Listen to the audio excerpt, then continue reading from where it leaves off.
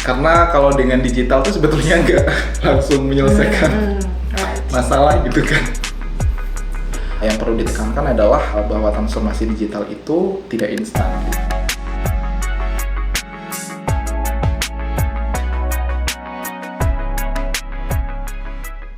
Hai teman-teman, selamat datang di podcast Kenal Digital, di mana kita akan berkenalan dan berteman dengan transformasi digital. Dan untuk episode yang hari ini, kita akan bahas topik yang mistis. Nggak, salah server. Jadi hari ini kita akan mencoba mengupas tentang demistifikasi transformasi digital. Kita akan lihat mitos-mitos dan juga miskonsepsi yang beredar terkait dengan transformasi digital. Dan sebelum memulai, kita akan kenalan dulu sama narasumber, teman diskusi aku hari ini. Kita sambut saja langsung Jimmy Chandra Gunawan. Selamat datang, apa kabar? Halo, hai, selamat datang. Nah, sebenarnya mungkin biar audiens lebih kenal nih teman-teman, biar namanya juga kenal digital, kita pengen juga kenal sama narasumbernya. Boleh nggak diceritain sedikit latar belakangnya Jimmy itu gimana? Wah, sebelumnya thank you banget nih yang udah undang aku di channel ini. Ini merupakan channel yang sangat inspiratif banget ya menurut aku. Mungkin jadi aku tuh 2 tahun terakhir join di Jabar Digital Service. Itu jadi kayak semacam unit digital service milik pemerintah Provinsi Jawa Barat. Mungkin kalau teman-teman di channel ini ada yang tahu Jakarta Smart City, kurang lebih sama gitu ya. Tapi karena kita miliknya pemerintah Provinsi Jawa Barat gitu. 2 tahun terakhir aku di situ, terus sekarang lagi fokus untuk studi dulu di UNSW bersama IIM juga, dan aku ngambil jurusan Master of Commerce di spesialisasi Digital Transformation dan juga Strategy and Innovation. Wow, pas banget ya emang Pas untuk banget. ngomongin digital transformation atau transformasi digital. Nah, tapi konsep sedikit penjelasan konsep hari ini kita akan saling tanya. Jadi aku udah hubungin sebelumnya kan, kita akan saling nanya pertanyaan rahasia yang kita siapkan untuk menyerang satu sama lain. Enggak. Jadi oke, mungkin kita mulai dulu dari cerita personal kali ya. Gimana sih pernah involve dalam project apa atau kegiatan apa yang membuka mata kita tentang transformasi digital di dunia nyata tuh seperti ini. Iya, jadi kebetulan memang mungkin sedikit cerita sedikit background kali ya Im ya. Dulu sudah sangat berkecimpung banget di dunia industri startup gitu ya. Mana kita pasti juga bakalan banyak sekali berkutik dengan yang namanya dunia teknologi gitu ya. Pun juga di 2 tahun terakhir di Jawa Barat sendiri juga karena kebetulan dari Pak Ridwan Kamil juga memang punya satu visi yang clear gitu ya untuk mentransformasi public service atau layanan publik di Jawa Barat itu secara digital. Jadi ini juga sebetulnya masih sama gitu ya dari apa yang sudah aku coba dalami juga dalam beberapa tahun terakhir, terutama dengan ranah digital gitu.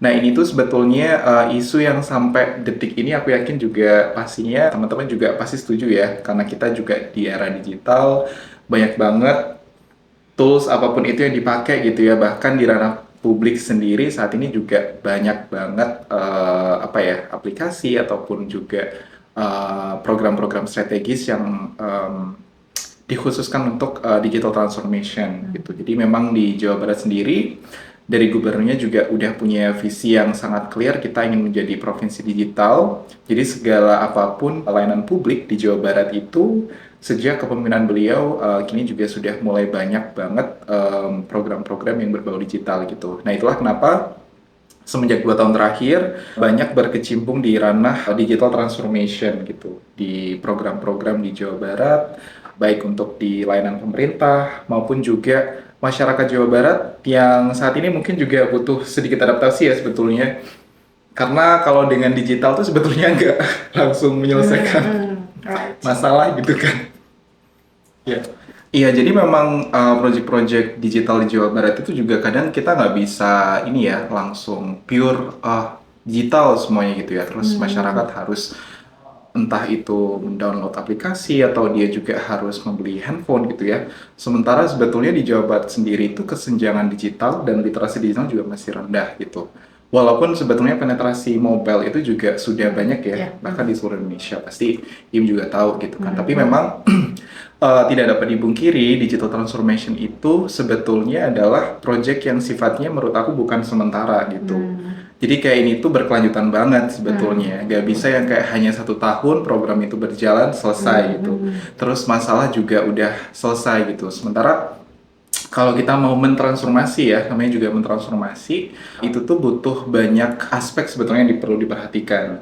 Jadi selain daripada sisi teknologinya sendiri, menurut aku juga harus ada kolaborasi, nggak hanya dari unsur pemerintah gitu ya, tapi dari sisi keterbukaan dari masyarakatnya pun juga aku pikir mereka juga harus aware atau sadar kalau ini tuh sebetulnya salah satu upaya bersama gitu, nggak hanya dari sudut pandang pemerintah aja yang ingin mencoba untuk mentransformasi masyarakatnya gitu, tapi juga masyarakat itu sendiri juga harapannya bisa bekerja sama gitu ya, dari sisi project yang memang ini diperuntukkan untuk mereka gitu. Hmm. Hmm. Menarik banget. Tadi udah kayak mulai disentil nih beberapa isu-isu yang mungkin jadi mitos ya terkait dengan Iya. transformasi digital. Oke, sekarang kita langsung aja nih. Aku udah nyiapin satu pertanyaan. Wah, Agak udah di-spill sih sebenarnya tadi gitu. oke. Sebenarnya kalau kita ngomongin transformasi digital, kadang-kadang orang berpikir bahwa oh, transformasi digital ini atau teknologi ini akan menyelesaikan semua masalah yang ada di organisasi. Dan akhirnya orang berpikiran untuk oke, kita bisa apply teknologi apa nih, bisa beli tools apa nih, nerapin apa gitu. Nah, sejauh apa sih Jimmy setuju sama statement ini? Mungkin tidak sepenuhnya menyelesaikan masalah gitu ya, karena sebetulnya tidak semua masalah, ini kalau secara umum ya, kalau dari sudut pandang aku pribadi, tidak semua masalah itu juga sebetulnya bisa diselesaikan dengan teknologi gitu, karena kembali lagi sebetulnya dari sisi kebutuhan gitu, bahkan kalau dari kacamata organisasi kan pasti mereka juga perlu melihat mereka itu visinya mau kemana gitu kan, kalau memang mereka membawa unsur um, program-program yang bertujuan untuk layanan publik yang jauh lebih baik.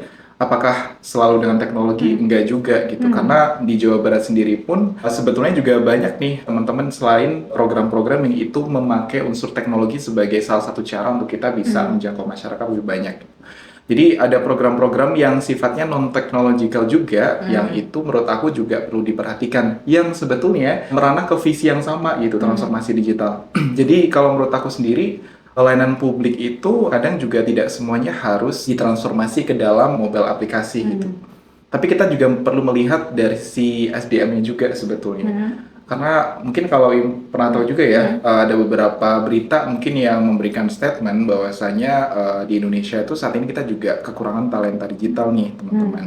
Nah, itulah kenapa menurut aku juga sangat penting suatu masalah itu diselesaikan tidak hanya dengan menggunakan teknologi, tapi memberikan pelatihan, pendidikan ke talenta-talenta muda. Dan itu yang aku juga bersyukur banget sebetulnya di Jawa Barat ada pandangan yang ke arah situ gitu. Jadi tidak selamanya oh semua layanan publik itu harus dibikin app gitu. No, tapi mereka juga melihat sebetulnya ada beberapa generasi-generasi di Jawa Barat yang mereka itu kalau kita berikan pelatihan dan mereka bisa kita didik gitu ya dalam satu ranah pendidikan yang terstruktur terkait entah itu cyber security atau mungkin terkait penggunaan IT yang lebih bijak, itu juga akan menjadi investasi yang sangat menguntungkan gitu. Tidak hanya untuk daerah mereka sendiri, yang mungkin mereka akan menjadi representasi untuk wajah-wajah generasi muda yang nanti bisa membuat perubahan melalui transformasi digital, tapi untuk layanan publik juga gitu. Nah, itulah mengapa di Jawa Barat sendiri dari pengalaman aku pribadi, kita juga ada program seperti yang dulu aku sempat handle itu namanya Chandra di Muka Jabar Coding Camp. Dan itu memang benar-benar fokus buat melatih mereka-mereka ini agar menjadi talenta digital. Dan itu sebetulnya juga nggak bisa dibilang instan ya. Karena memang transformasi digital sendiri juga membutuhkan banyak upaya. Salah satunya melalui jalur pendidikan ini, ya kita akan istilahnya memberikan pelatihan gitu ya, agar mereka nanti memang udah siap terjun menjadi praktisi untuk teknologi dan tahu cara membuat teknologi yang jauh lebih punya nilai manfaat lebih besar gitu. Oke, menarik banget sih. Jadi in short, sebenarnya Jimmy berpendapat bahwa teknologi itu tidak menyelesaikan semua masalah gitu Betul, kan ya. betul Tapi banget. meng-acknowledge bahwa ya teknologi emang ngebantu banget Hmm, buat organisasi masa kini gitu kan, untuk betul. efisiensinya, untuk efektivitasnya, produktivitasnya dan sebagainya gitu. Oke, Ya, nice ya, answer. So, ya, ya. ya. Kalau kalau menurut Im gimana tuh? Kalau dari sudut pandang Im kan juga sudah berkecimpung nih terkait transformasi digital. Kira-kira seperti apa kalau dari perspektif Im sendiri? Oke, kurang lebih sih sebenarnya sama ya. Aku Hmm, kalau in short bakal jawab enggak. Jadi kalau misalnya ada orang nanya, apakah kita harus nerapin teknologi gitu hmm, ya? Itu harus difilter dulu. Bisa jawabannya iya, bisa enggak gitu. Jadi ya, kadang orang kan berpikir memang sangat menarik untuk berpikir bahwa otomasi itu akan bantu kita nyelesain masalah betul, gitu betul. kan. Otomasi bakal bantu kita ningkatin produktivitas, bakal Hmm, bikin kualitas pekerjaan kita lebih baik gitu. Jadi hmm, siapa sih yang nggak tergoda untuk langsung berpikir loncat aja deh. Kayak kita kalau decision making nih, hmm, ibaratnya kita akan selalu langsung loncat ke otomasi gitu betul, kan. betul. Jadi ini ngingetin aku sama satu mata kuliah yang aku udah ambil, tapi Jimmy belum. Jadi aku bisa berbangga, aku udah dapat ilmunya dan dia belum. Namanya Business Process Management, dan aku bersyukur banget, Oh, oke. bersyukur banget ya, itu ngasih aku fondasi berpikir yang lumayan bagus gitu ya. Jadi kan kita mikir kadang, oh Hmm, transformasi digital itu all about digital gitu, tapi sebenarnya sure. penekanannya itu tuh di transformasinya, jadi memperbaikinya, Hmm, meningkatkannya, bukan di digitalnya. Digital itu kayak ya. alatnya gitu, Hmm, kendaraannya. Nah, di mata kuliah itu dijelasin bahwa sebenarnya otomasi itu cuma satu dari 29 proses redesign atau proses meningkatkan kualitas dari proses ya. atau memperbaiki proses itu, langkahnya tuh banyak banget. Hmm, Jadi jangan lihat otomasi ini sebagai satu-satunya langkah gitu ya. Karena masih ada lain-lainnya. Misalnya contohnya nih, kayak proses ini nggak efektif atau proses ini nggak efisien. Nah, kita lihat dulu nih, bukan serta-merta langsung bikin aplikasi gitu, tapi hmm, apakah proses ini misalnya butuh eh, penyeragaman. Jadi langkahnya tuh tadinya macam-macam gitu kan. hmm, hmm. Ada jalurnya misalnya dengan jalur seperti ini, dengan jalur seperti ini, jalur seperti ini. Nah, kita coba seragamkan misalnya. Itu juga salah satu proses untuk meningkatkan proses gitu. Jadi sebenarnya kalau kita mau meningkatin kualitas, efektivitas atau produktivitas organisasi, nggak selalu harus dengan teknologi. Hmm, Kadang ya bisa dengan itu tadi, lihat dulu unsur orangnya, unsur culture-nya, unsur struktur organisasinya. betul. Jadi perlu banyak sih dilihat sebenarnya masalahnya apa gitu ya. Jadi kita lihat masalahnya apa, strategi kita apa yang ingin dicapai, dan kendaraan apa yang paling pas. Jadi dan Betul, kendaraan itu betul. belum tentu selalu teknologi gitu ya. Jadi kalau aku ditanya sejauh apa aku sepakat bahwa teknologi akan menyelesaikan masalah, sama kayak Jimmy, aku acknowledge bahwa teknologi itu super canggih, itu magic gitu ya sebenarnya. Hmm, Kita sekarang dibantu banget dengan teknologi, tapi tetap kita harus mindful dalam penerapan teknologi itu, apakah kita perlu apa enggak dan kapan kita perlunya gitu. Kadang nggak serta-merta harus detik ini ada teknologinya, detik ya, ini juga kita adopsi, nggak mesti ya. Jadi kita juga assess apakah organisasi kita itu udah butuh sekarang gitu, atau kita masih lihat oh resikonya terlalu besar nih, atau kayak oh organisasi kita masih bisa pakai sistem yang lama, dan itu maksudnya sistem manual pun gitu misalnya, tapi ini ternyata cocok misalnya kalau kita pendekatan ke orang-orang yang tinggal di daerah-daerah yang di rural gitu ya, ya. masih di daerah desa, mungkin Desa, betul. kita cocok dengan pendekatan yang masih manual ya, face Ya, to face betul. gitu. Jadi dilihat lagi sih sebenarnya masalahnya apa gitu ya. Betul, Jadi betul. balik lagi ke problem statementnya apa, terus strategi kita apa yang mau kita tuju, itu juga harus kita consider gitu Ya, sih. ya, betul. Jadi that's my thoughts about it gitu. Jadi kalau di Jimmy sendiri, case Hmm, Jimmy sendiri, Jimmy pernah nggak sih lihat case di mana teknologi itu bukan solusi terbaik gitu? Kadang kan kita tadi di statement kita juga, kita udah berkali-kali bilang serta merta orang sering berpikir teknologi itu nyelesain masalah ya. otomatis, dan itu memang banyak case itu berlaku ya. Tapi Hmm. pernah nggak sih Jimmy lihat langsung case yang lebih cocok kalau nggak pakai teknologi gitu? Mungkin kalau aku relate ke beberapa pengalaman sebelumnya kali ya. Betul banget tadi yang Im sampaikan terkait teknologi itu juga butuh proses ya Benar. sebetulnya yang perlu kita lewatin gitu. Apalagi kalau kita itu nanti menghadapi banyak istilahnya penerima manfaat gitu kan. Penerima manfaat Hmm. ini kan maksudnya kita juga tidak bisa bilang semuanya itu pasti let's say generasi milenial gitu ya atau Hmm. generasi Z gitu. Nah, di case aku sendiri, di momen ketika dulu join di Jawa Barat tuh, jadi kita ada program namanya Desa Digital. Hmm.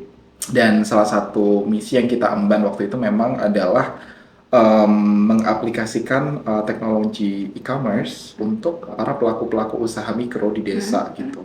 Nice. Nah, itu mungkin sekilas looks nice gitu kan ya, tapi ternyata bener banget teman-teman yang disampaikan sama Iim tadi, kalau transformasi itu ternyata nggak gampang gitu ya, banyak banget proses-proses birokrasi maupun juga dari sisi komunikasi dan koordinasi itu yang banyak challenge-nya, banyak tantangannya sebetulnya.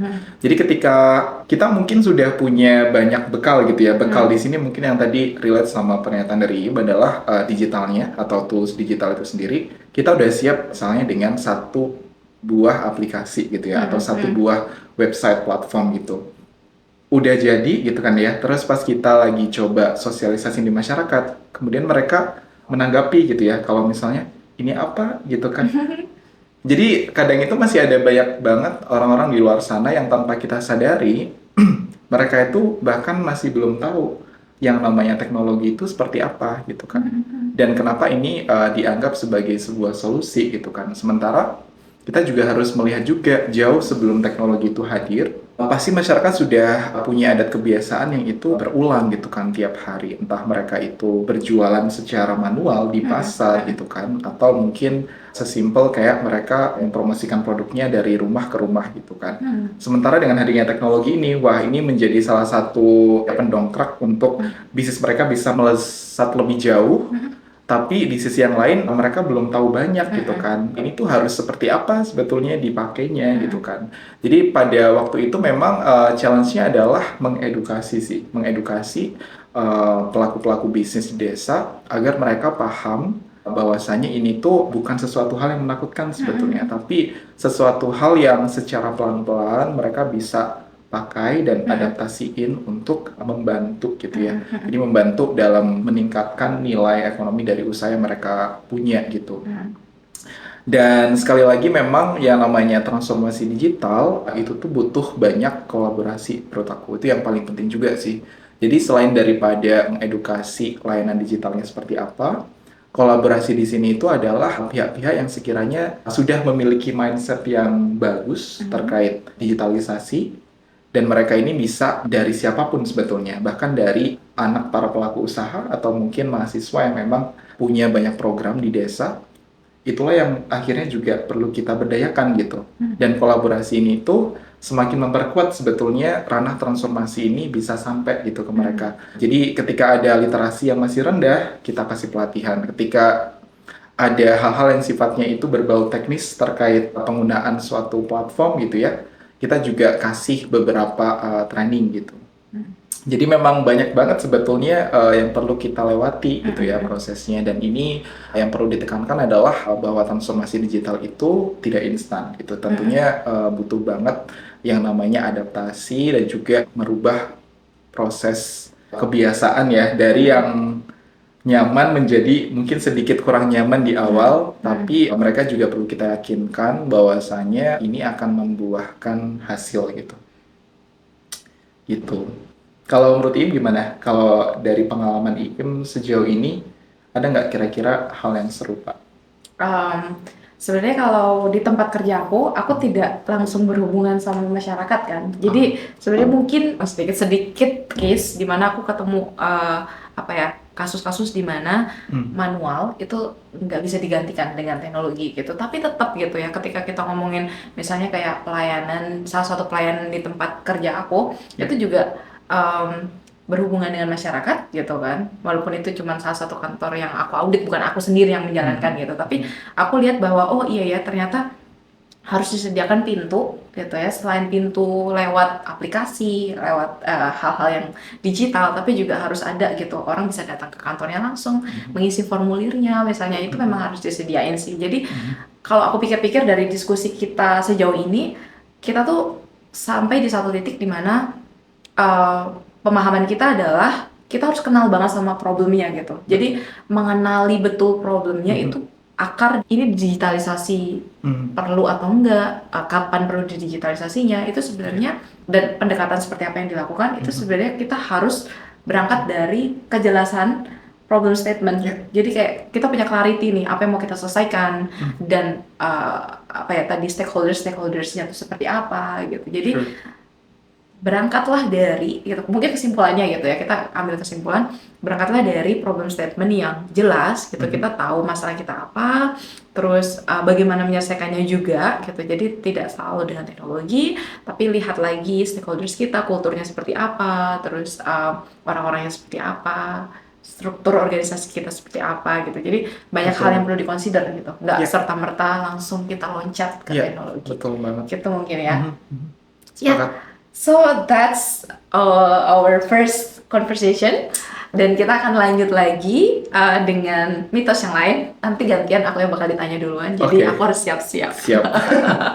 Oke, teman-teman, sampai ketemu lagi di episode selanjutnya. Bye-bye! Thank you, bye. Kira seperti apa sih tanggapannya Iim terkait mungkin realita di luar sana yang beranggapan bahwa IT is driving the business, not business who drives the IT. Oke. Aduh, berat banget sih pertanyaannya. Aku kayaknya akan mengeluarkan statement kontroversial sih sebenarnya kalau pertanyaannya kayak gini. Nanti agak bercanda-bercanda karena kita biasanya ngelawak ya. Oke? Iya. Mau mau nanya balik? Iya, kalau Iim sendiri. Gitu ya. Kenapa kita ketawa? Di sekolah kita ini diajarin satu mata kuliah ini.